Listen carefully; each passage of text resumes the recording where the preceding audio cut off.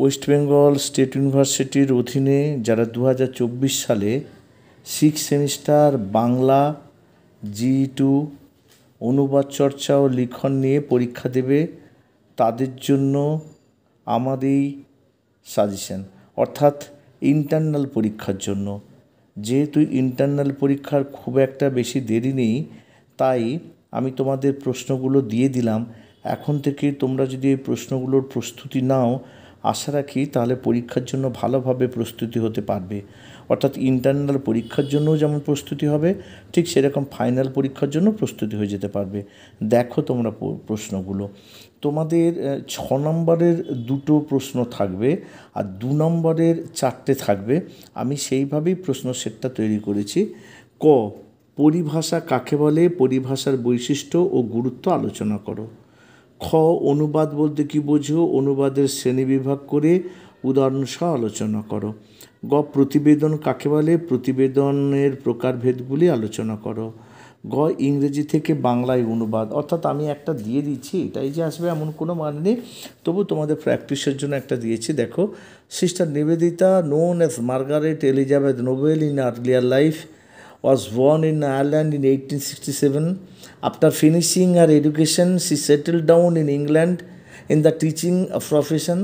During this period, she happened to meet Swami Vivekananda at a London home. Greatly attracted by his teaching, she accepted him as her master and followed him to India for dedicating herself to the upliftment of Indian women. পরেরটা দেখো, এই 2খানা প্রতিবেদন দিয়েছি, তোমরা আরও 2-1টা practice করবে, আমি ফাইনালের জন্য আরও দিয়ে দেবো।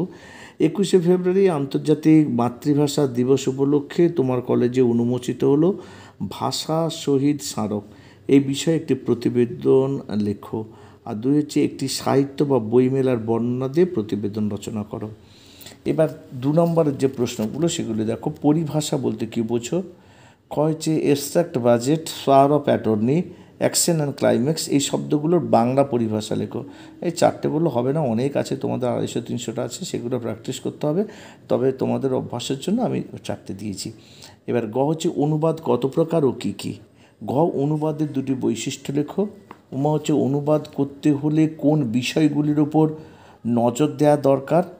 চ হচ্ছে প্রতিবেদন রচনার 2টি নিয়ম লেখো। ছ, প্রতিবেদন রচনার প্রয়োজনীয়তা কী।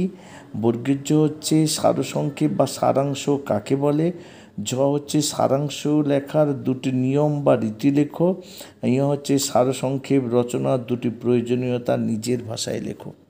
আশা রাখি এগুলোর মধ্যেই পাবে। তোমরা এখন থেকে প্র্যাকটিস করো, তাহলে পরীক্ষার প্রস্তুতি হয়ে যাবে।